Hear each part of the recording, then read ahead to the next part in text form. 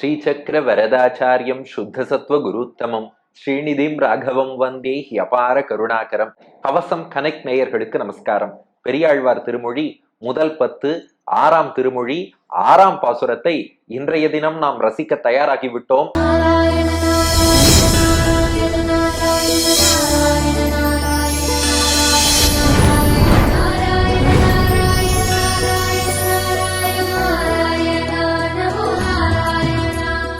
நேர மானசீகமாக புறப்பட்டு ஆயர்பாடியை சென்று அடைகிறோம்.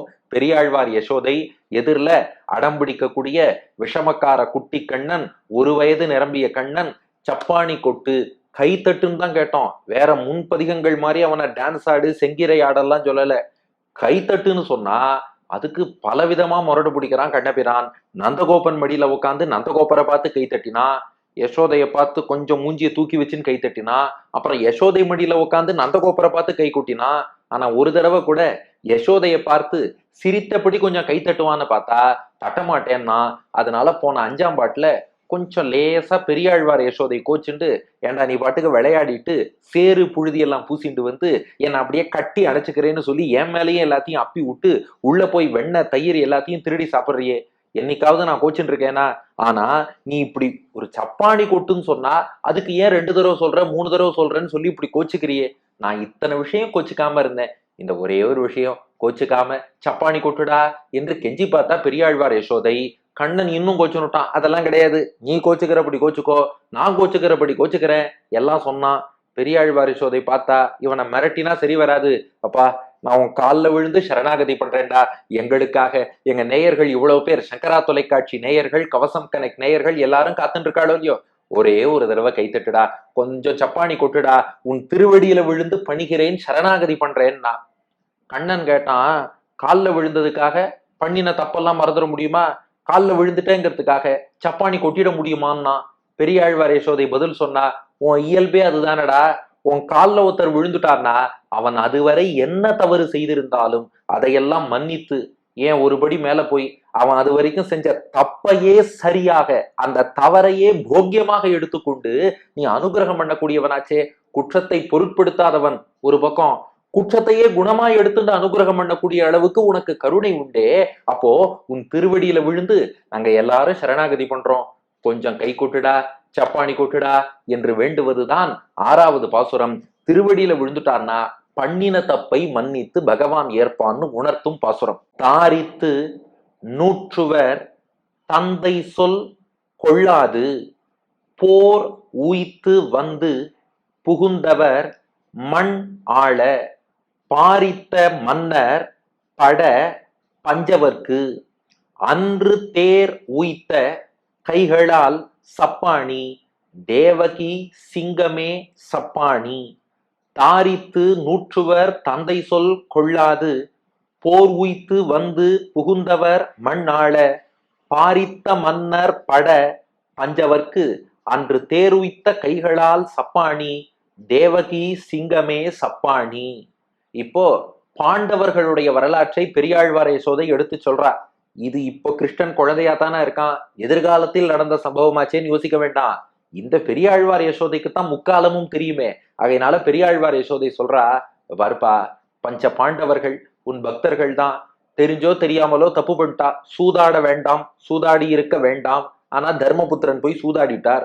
அந்த சூதாட்டத்துல மனைவி திரௌபதி ஒரு பெண், அவளை பணயமா வச்சு சூதாடுறது தப்பு. ஆனாலும் வச்சு விளையாடிட்டார், பண்ணிருக்க வேண்டாம், தப்புதான். ஆனா இத்தனை தப்பு பண்ணி ராஜ்யத்தை இழந்து நின்ற போது உன் திருவடியில சரணாகதி பண்ணாரே, சரணாகதி செய்தவாறே, பாண்டவர்கள் செய்த அத்தனை பிழைகளையும் பொறுத்து கொண்டு அவர்களுக்காக நீ தேரோட்டி, நீ தூது போய் அவர்களுக்காக வெற்றி பெற்று கொடுத்தாய் அல்லவா. அப்போ பாண்டவர்கள் பாருங்க, அந்த வனவாச காலம், அஜ்ஞாதவாச காலம் பூர்த்தியாகும் வரை ஒரு சில பிழைகள், அதுக்காக அவ தப்பு செஞ்சான்னு அர்த்தம் இல்ல, take it with a pinch of salt, அதன் கருத்தை மட்டும் எடுத்துக்கோங்க. அதுவரை எத்தனை பிழைகள் செய்திருந்தாலும் 13 வருட தண்டனை காலம் பூர்த்தியாச்சு, துரியோதன ராஜ்யத்தை கொடுப்பதாக தெரியவில்லை. அப்ப கிருஷ்ணன் திருவடியில வந்து சரணாகதி பண்ணா. கண்ணன் பார்த்தான், இதுவரை நீங்கள் செய்த தவறையெல்லாம் மன்னித்தேன், காலில் விழுந்துட்டேளா, இனி ராஜ்யத்தை உங்களுக்கு பெற்று தருவது என் பொறுப்பு என்று பாண்டவர்களுக்காக தூது போய் கௌரவர்கள்ட்ட பேசுறானா. என்னை நம்பி இருக்கிறார்கள் பாண்டவர்கள், நீ ராஜ்யத்தை கொடுன்னு. அதான் பாட்டின் தொடக்கம் பாருங்கள். தாரித்து நூற்றுவர் தந்தை சொல் கொள்ளாது. தாரித்துனா தரித்துன்னு ஒரு வார்த்தை இருக்கு பாருங்க. அந்த தரித்து என்பதுதான் நீண்டு தாரித்துன்னு ஆயிருக்கு. தரித்துனா மனதிலே தரித்து கொள்ளுதல், நினைத்து கொள்ளுதல்னு அர்த்தம். எதை? பாண்டவ தூதனாக பாண்டவர்களுக்கு ரெப்ரசன்டேட்டிவா கௌரவர்களின் சபைக்கு போய் கிருஷ்ணன் பேசினானே, அந்த பேச்சையெல்லாம் தாரித்து தரித்து கொண்டார்கள் கௌரவர்கள். கௌரவர்கள் காதல ஒண்ணும் கேட்காம இல்ல, கிருஷ்ணன் பேசினதை எல்லாம் நன்றாகவே கேட்டார்கள். யாரு? நூற்றுவர், 100 பேர் கௌரவர்கள். தாரித்து நூற்றுவர், அந்த 100 கௌரவர்களும் கிருஷ்ணன் போய் தூது பேசினதெல்லாம் நன்றாக தரித்து கொண்டு ஓஹோ இதான் விஷயமா அப்படின்னு மனதிலே கேட்டுக்கொண்டார்கள். கேட்டாலும் கூட தந்தை சொல் கொள்ளாது. இங்க தந்தைனா கிருஷ்ணன்னு மணவாள மாமுனிகள் வியாக்கியானம் பண்றார். கௌரவர்களுக்கு கிருஷ்ணன் எப்படி தந்தை ஆவான் அப்படின்னு கேட்டோம். அதுக்கு மணவாள மாமுனிகள் வியாக்கியானம் பண்றார். உலகத்துக்கே தந்தை பெருமாள் தானே, கௌரவர்களும் இந்த உலகில் ஒரு பகுதி தானே. அதனால இந்த இடத்துல தந்தைனா ஜெகத்பிதா, இந்த உலகத்துக்கெல்லாம் தந்தையாக இருக்கக்கூடிய கண்ணபிரான் ஸ்ரீமன் நாராயணன் அர்த்தம். அப்போ தாரித்து நூற்றுவர் தந்தை சொல் இப்படி வச்சுக்கோங்க. தந்தை சொல் நூற்றுவர் தாரித்து, தந்தையான கண்ணபிரான். ஏன்னா ஒரு அப்பா என்னைக்குமே பையனுக்கு கெடுதல் சொல்ல மாட்டார். அது போல உலகத்துக்கே தந்தையாக இருக்கக்கூடிய பகவான் நிச்சயமா கௌரவர்கள் கெட்டு போகணுங்கிற எண்ணத்துல சொல்லல. நீயும் திருந்தி நல்லவனா வாழு, அவன் சரணாகதி பண்ணிட்டான் அவனும் வாழட்டும் அப்படின்னு ஒரு தந்தை 2 மகன்களுக்கு இடையில எப்படி மத்தியஸ்தம் பேசுவாரோ அது போல தந்தை சொல். ஒரு தந்தையாக இருந்து கண்ணன் பேசினானாம். வியாக்கியானத்துல மாமுனிகள் அதை விளக்கியே காட்டுறார். கண்ணன் சொன்னானா, 2 பேரும் பங்காளிகள், கௌரவர்கள் அழியணும்னு நான் நினைக்கல. ஒண்ணு பண்ணுங்கோ, பாதி ராஜ்யத்தை நீங்க வச்சுக்கோங்க, பாதி ராஜ்யத்தை பாண்டவர்களுக்கு கொடுத்துருங்கோ, 2 பேரும் சரிசமமான இன்பத்தோடு இருக்கலாமே. சொல்லி பார்த்தான், துரியோதனன் கேட்கல. சரி பரவாயில்ல, ஆளுக்கு 2 ஊர், தர்மனுக்கு 2 ஊர், பீமனுக்கு 2 ஊர், அர்ஜுனனுக்கு 2 ஊர், நகுலனுக்கு 2 ஊர், சகதேவனுக்கு 2 ஊர், 10 ஊராவது கொடுத்துருங்கோன்னா. முடியவே முடியாதுன்னா. சரிப்பா 5 ஊர், ஆளுக்கு ஒரு ஊர்னு கொடுன்னா. அதுவும் கொடுக்க மாட்டேன்னா. கடைசியா கிருஷ்ணன் சொன்னா, அவன் முடிவுதான் என்னன்னா, ஒரு குண்டூசி நிலம் கூட பாண்டவர்களுக்கு கொடுக்க மாட்டேன்னு மறுத்து விடுகிறான் துரியோதனன். அப்போ தாரித்து நன்னா கேட்டுண்டான் கிருஷ்ணன் பேசினத. ஆனா 100 அந்த 100 பேரும் தந்தை சொல், தந்தையான கிருஷ்ணனுடைய சொற்களை, அவன் சொன்ன அறிவுரையை, அவன் பேசிய தூதை கொள்ளாது. கொள்ளாதுன்னா ஏற்றுக்கொள்ளாதுன்னு அர்த்தம். அல்லது இப்படி பிரிச்சுக்கலாம், 100 தந்தை சொல் தாரித்து கொள்ளாது.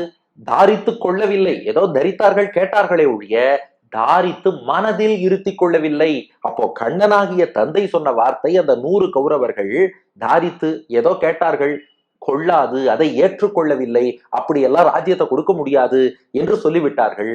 அப்ப கண்ணன் பார்த்தான், ராஜ்யத்தை கொடுக்க மாட்டேன்னு சொன்னா இந்த இடத்துல கிருஷ்ணன் ஒரு வார்த்தை சொல்றான் பாரு. தர்மபுத்திரன் சண்டைன்னு ஆரம்பிக்கல.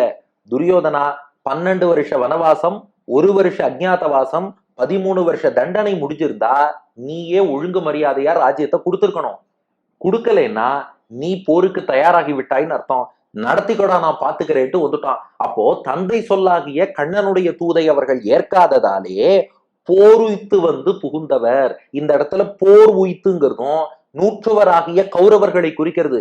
ரொம்ப கேர்ஃபுல்லா மணவாள மாமுனிகள் வியாக்கியானம் பண்றார். ஏன்னா நாம பொதுவா என்ன பண்ணிடுவோம், பாண்டவர்கள் 13 வருஷ தண்டனையை அனுபவித்தார்கள், கௌரவர்கள் ராஜ்யத்தை கொடுக்கல, அதனால பாண்டவர்கள் சண்டை போட்டா. இல்ல, துரியோதனனுக்கு பிரச்சனை என்னன்னா, பாண்டவர்கள் வாழ்வதே அவனுக்கு பிடிக்கல, அவர்கள் ஆழ்வதுதான் பிடிக்கலன்னு இல்ல, அவர்கள் வாழ்வதே பிடிக்கல. அதனால சண்டை போட்டு வந்தது யாருன்னா கிருஷ்ணன். சொல்லிட்டான், ஆளுக்கு 1 ஊர் கொடுத்தா கூட விட்டுடுறேன்னா, ஆனா கொள்ளாது, அதை ஏற்றுக்கொள்ள மாட்டேன்னு சொல்லி போர் உய்த்து வந்து. போர் உய்த்து என்றால் போரை நடத்தி, போர் தொடுத்துன்னு அர்த்தம். அந்த போர் தொடுத்தது யாருன்னா துரியோதனன். நாம் யுத்தத்துக்கு தயார்னா அவன் கிளம்பி வந்துட்டான். அப்போ போர் உய்த்து, போருக்கு தயாராகி, போர் தொடுத்து, போர் நடத்தி வந்து போர்க்களத்தை நோக்கி வந்து புகுந்தவர். குருக்ஷேத்திரத்துக்குள்ளே நுழைந்தவர்கள் அந்த 100 கௌரவர்களும் பாண்டவர்களை எதிர்த்து கொண்டு அந்த போருக்கான எல்லா ஏற்பாடுகளோடும் கர்வத்தோடு வந்து புகுந்து போர்க்களத்திலே புகுந்தவர்கள் அந்த கௌரவர்கள். எதுக்காக அப்படி போர்க்களத்துக்கு வந்தார்கள்னா, மண்ணாள பாரித்த மன்னர். மண், இந்த பூமி இருக்கே, அந்த மொத்த ராஜ்யத்தையும் ஆள தாங்கள் மட்டுமே ஆள வேண்டும். பாண்டவர்களுக்கு ஒரு குண்டூசி நிலம் கூட கொடுத்துடக்கூடாது, பங்கே கொடுக்க கூடாது. பங்காளின்னு பேரு உறவுக்கு சொல்றோம், ஆனா பங்கு போட மாட்டோம். மண் ஆள, இந்த மண்ணு மொத்தத்தையும் நாங்க தான் ஆள்வோம் என்று பாரித்த மன்னர். பாரித்தல்னா முயற்சி செய்தல்னு அர்த்தம். பாரித்த மன்னர்னா இந்த போர் மூலமாக ஏதாவது ஒரு முயற்சி பண்ணி பாண்டவர்களையே அழித்து விட்டு மொத்த ராஜ்யத்தையும் தானே வச்சுக்கணும். அப்ப என்ன காரணம்? எல்லாம் மண்ணாசை. மண்ணாசை, பொன்னாசை, பெண்ணாசை எல்லாம் சொல்றோம் இல்லையா?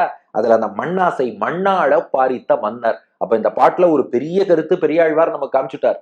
ஒண்ணு, பாண்டவர்களா சண்டைக்கு போறேன்னு போகல, ஏதோ ஒரு சில தவறு செய்தார்கள், அதற்கு கண்ணபிராட்ட சரணாகதி பண்ணி மன்னிப்பு கேட்டுட்டா. கிருஷ்ணன் இவாளுக்காக தூது போய் சமாதானம் தான் பேசினான். ஆனா துரியோதனன் எதுவுமே ஏத்துக்காமல் அவன் நோ சொல்லிட்டான்னாலே அவன் அங்க சண்டைக்கு தயாராயிட்டான்னு அர்த்தம். அவன் சண்டைக்கு தயாராயிட்டான்னா இங்க எதிரில இருக்கிறவன் சும்மா இருக்க முடியாது, சண்டை போட்டு தான் ஆகணும். அதனால் தான் அந்த போர் என்பது ஏற்பட்டது. அப்போ போர் உய்த்து வந்து புகுந்தவர் யாருன்னா நூற்றுவராகிய கௌரவர்கள். ஏன்பா அப்படி அதிரடியா சண்டை போட வந்தா? இருக்கிற ராஜ்யம் போதாதான்னா மண்ணாள பாரித்த மன்னர், இல்ல மண்ணாசை, மொத்த பூமியையும் தான் தான் வச்சு அனுபவிச்சு ஆளணும்னு ஆசைப்பட்டான். அப்படிப்பட்ட மன்னர்கள் இனி கிருஷ்ணன் பார்த்தான், இனி இவனை வாழ வைக்க கூடாது. ஏன்னா இனி கௌரவர்கள் உயிரோட இருந்தான்னா பாண்டவர்களுக்கு ஆபத்து. அப்போ கிருஷ்ணன் உடனே யாரையும் தண்டிப்பான்னு அர்த்தம் இல்லை. அவன் பல வாய்ப்புகள் கொடுத்து பார்த்துட்டான். ஆனா துரியோதனன் என்ன சொல்றான்? பாண்டவர்கள் வாழ்வதே எனக்கு இடைஞ்சலா இருக்கு, அவனை அழிப்பேங்கிறான். இந்த அளவுக்கு நல்லவர்களை அழிப்பேன்னு ஒருத்தன் சொல்றான்னா அந்த துஷ்டனை அழித்தால்தான் நல்லவர்களை காக்க முடியும். அதனால கிருஷ்ணன் என்ன பண்ணானா? பாரித்த மன்னர் பட பஞ்சவர்க்கு. பட என்றால் அழிந்து போகன்னு அர்த்தம். அந்த 100 கௌரவர்களும் மிச்சமில்லாமல் அழிந்து போகும்படி, படுதல் என்றால் அழிதல், இறத்தல்னு அர்த்தம். பட மொத்தமா மகாபாரத யுத்தத்திலே அவர்கள் அழிந்து போகும்படியாக கிருஷ்ணன் என்ன பண்ணான்? சண்டையே போடல. பஞ்சவர்க்கு, பஞ்சன்னா 5 இல்லையா? பஞ்சவர்க்கு, பஞ்ச பாண்டவர்களுக்கு அன்று போர்க்காலத்திலே, குருக்ஷேத்திர யுத்தம் நடந்த காலத்திலே தேர் உய்த்த கிருஷ்ணன் ஒண்ணும் பண்ணல. தேர் உய்த்தல்னா தேர் ஓட்டுதல்னு அர்த்தம். பார்த்த சாரதியாக இருந்து கிருஷ்ணன் தேர் தான் ஓட்டினா. இவன் தேர் ஓட்ட ஓட்ட அங்க எல்லாரும் அழிஞ்சுன்ற காலம். அது எப்படி பாருனா, அது கீதையிலேயே கிருஷ்ணன் சொல்லிட்டான், நிமித்த மாத்திரம் பவ சவ்யசாட்சின். அர்ஜுனா, நீ வெறும் கருவிதான்டா, உன்னை வச்சு நான் தான் எல்லாம் பண்ணிட்டு இருக்கேன். இத நாமும் எல்லாரும் புரிஞ்சுக்கணும். நாம ஏதோ அதை சாதிச்சிட்டோம் இதை சாதிச்சிட்டோம், ஒண்ணும் கிடையாது. நம்மை கருவியாக வைத்துக் கொண்டு பகவான் ஒரு வேலை செய்யறான். அவன் கையில கருவின்னு புரிஞ்சுட்டா நல்லது. அது இல்லாம கருவியா மாறிடக்கூடாது. கருவின்னா அரகண்ட் பர்சன், அரகண்டா இருக்கக்கூடாது. கருவி, இன்ஸ்ட்ருமெண்டா இருக்கணும். பகவான் கையில கருவி என்று நம்மை புரிந்து கொள்ள வேண்டும். அப்போ இவாள வெறும் கருவியா வச்சுட்டு அன்று தேர் உய்த்த, தேரை ஓட்டினான். இங்க தேர் ஓட்ட ஓட்ட ஓட்ட ஓட்ட எதிரிகள் எல்லாம், அந்த கௌரவர்கள்லாம் அழிஞ்சு போயிட்டே இருக்கா. இப்ப கேக்குறா பெரியாழ்வார் யசோதை, ஏண்டா கிருஷ்ணா, உன் காலில் விழுந்தாங்கிறதுக்காக பாண்டவர்களின் சரணாகதியை ஏற்று நீயே போய் தூது பேசி, நீயே தேரோட்டி, நீயே கௌரவர்களையும் அழித்து அவளுக்கு ராஜ்யத்தை பெற்றுக் கொடுத்தாயே, உன் கை அந்த பாண்டவர்களுக்காக 18 நாள் தேரோட்டின கை உன் காலில் விழுந்த எனக்காக சப்பாணி கொட்டாதா? அப்போ தேரூய்த்த கைகளால் சப்பாணி. எந்த கை தேரோட்டித்தோ, குதிரையினுடைய அந்த கடிவாளத்தை பிடித்து கையிலே கோல் ஏந்தி கொண்டு இன்னைக்கும் திருவல்லிக்கேணியில பார்த்தசாரதின்னு சேவிக்கிறோமே, அந்த கையும் கோலுமாக நின்றாயே, அதே கைகள். அந்த கை என்ன உணர்த்துறது? என் பக்தன் காலில் விழுந்தான்னா அவனுக்காக கையிலே கோல் பிடித்து கடிவாளம் பிடித்து தேரோட்டுவேன் என்று உணர்த்தி அந்த கைகள். அந்த கைகளால காலில் விழுந்த பெரியாழ்வார் யசோதைக்கு கொட்டாய் சப்பாணி. ஒரு கைத்தட்டு சப்பாணி கொட்டுனா நீ கொட்ட மாட்டாயா? பக்தர்களுக்கு என்றால் எதுவாக இருந்தாலும் செய்வாயே. அது மட்டும் இல்ல, பெரியாழ்வார் யசோதைய பெருமையோடு சொல்லிக்கிறாங்க, தேவகி சிங்கமே சப்பாணி. நீ என்னடா சிங்கம் போல கம்பீரமா இருக்க? அந்த சிங்கம் போன்ற காம்பீரியம் எப்படி வந்ததுன்னா, இங்க மணவாள மாமுனிகள் வியாக்கியானம், கிருஷ்ணன் பெருமையோடு சொல்லிப்பானான், நான் தேவகியோட பிள்ளை. எப்போதுமே சிங்கத்தின் மகன் என்று சொன்னாலே அந்த சிங்க குட்டிக்கான அந்த எல்லா காம்பீரியமும் தானே வந்துடும் இல்லையா? கிருஷ்ணன் சொல்லுவானா, தேவகி பெற்றெடுத்த சிங்கம் நான். ஆண்டாள் நாச்சியார் யசோதை இளஞ்சிங்கம்னா, இப்ப பெரியாழ்வார் யசோதை பாருங்க, தேவகி சிங்கம் என்றே அழைத்து விட்டாள். நீ தேவகி பெற்றெடுத்த சிங்கம்டா. பெருமையோடு சொல்லிக் கொள்கிறாயே தேவகியின் மகன் என்பதை பெருமையோடு சொல்லிக்கொண்டு அந்த சிங்கத்துக்கு என்ன ஒரு காம்பீரியமும் கர்வமும் இருக்குமோ அதை சாத்விகமாக நீயும் வெளிப்படுத்துகிறாயே. அப்படிப்பட்ட காம்பீரியத்தோடு கை கொட்டுறதுன்னா சும்மா அப்படியே சோர்ந்து போயில்ல, சிங்கம் கை கொட்டினா எப்படி இருக்குமோ, தேவகி பெற்றெடுத்த சிங்கம்னு பெருமையாக சொல்லக்கூடிய நீ சப்பாணி கொட்டு, சரணாகதி செய்தேன் சப்பாணி கொட்டு, என் பிழைகளை பொறுத்து சப்பாணி கொட்டு, தேரோட்டிய கைகளாலே சப்பாணி கொட்டு, தேவகியின் சிங்கமே சப்பாணி கொட்டுன்னு இந்த பாட்டில் வேண்டுகிறாள். அப்போ 100 கௌரவர்கள் நீ தந்தையாக இருந்து அறிவுரை சொன்னாலும் அதை கேட்க மாட்டேன்னு சொல்லி சண்டைக்கு வந்து போர்க்களத்தில் நுழைந்தார்கள். எதுக்கு? மொத்த பூமியையும் தாங்களே ஆள வேண்டும் என்ற முயற்சியாலே. ஆனா நீயோ தேர் ஓட்டி ஓட்டியே அத்தனை பேரையும் அழித்தொழித்தாயே, தேரோட்டிய கைகளால் சப்பாணி கொட்டு, தேவகி பெற்றெடுத்த சிங்கமே சப்பாணி கொட்டு, தாரித்து நூற்றுவர் தந்தை சொல் கொள்ளாது, போருய்த்து வந்து புகுந்தவர் மண்ணாள, பாரித்த மன்னர் பட பஞ்சவர்க்கு, அன்று தேருய்த்த கைகளால் சப்பாணி, தேவகி சிங்கமே சப்பாணி. அப்ப தாரித்து நூற்றுவர் தந்தை சொல் கொள்ளாது, நீ அவ்வளவு தந்தையாக சொன்ன அறிவுரை எல்லாம் அந்த 100 பேர் கேட்கவே இல்லை. போருய்த்து வந்து புகுந்தவர், சண்டை போடுவேன்னு சொல்லி கிளம்பி வந்துட்டான். மண்ணாள பாரித்த மன்னர், பூமியை ஆளணும், மண்ணாசை அவ்வளவு ஆசை இருக்கு. பட பஞ்சவர்க்கன்று தேருய்த்த கைகளால் சப்பாணி, அத்தனை பேரும் அழியும்படி நீ என்று தேரோட்டினாயே, அந்த கையால் சப்பாணி கொட்டு, தேவகி சிங்கமே சப்பாணி கொட்டு. அடியன் வழங்கும் ஆங்கில வடிவம். Without heeding to the advice of the father of the universe, those 100 Kauravas came to the battlefield with desire to rule the entire land. O Krishna, you drove the chariot for the 5 Pandavas, thereby destroying all those evil Kauravas. Oh, the lion cub of Devaki, clap Chapani, clap clap என்பது இதற்கான ஆங்கில வடிவம். இப்ப சரணாகதி பண்ணிட்டா, ஆனாலும் கிருஷ்ணன் இப்படியே பார்த்துட்டு இருக்கான். சரணாகதி பண்ணதுக்கு அப்புறமும் கை கொட்ட மாட்டேங்கிறான். பெரியாழ்வார் யசோதை அடுத்த பாட்டுல ஒரு கேள்வி கேட்க போறா. ஏண்டா, சரணாகதி பண்ணா உடனே அனுகிரகம் பண்ண வேண்டாம்? சரணாகதி பண்ணியும் பேசாமல் இருந்தா உனக்கே கோபம் வருமா இல்லையான்னா, சரணாகதி பண்ணி அந்த சரணாகதிக்கு ஒருத்தர் ரெஸ்பாண்ட் பண்ணலன்னா பெருமாளுக்கு கோபம் வருமா? அதை அடுத்த பாட்டில் சொல்ல போகிறாள் பெரியாழ்வார் யசோதை. அடுத்த பகுதியில் காண்போமா? பெரியாழ்வார் திருவடிகளே சரணம்.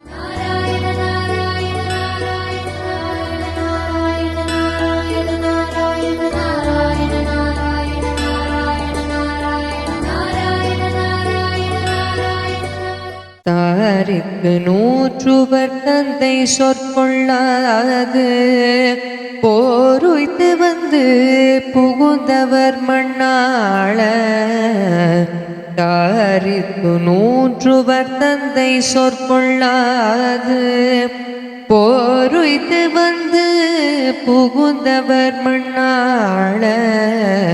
பாரித்த மன்னர் பட பஞ்சவர்க்கு, அன்று தேருத்த கைகளால் சப்பாணி, தேவகி சிங்கமே சப்பாணி. பாரித்த மன்னர் பட பஞ்சவர்க்கன்று, தேருய்த்த கைகளால் சப்பாணி, தேவகி சிங்கமே சப்பாணி.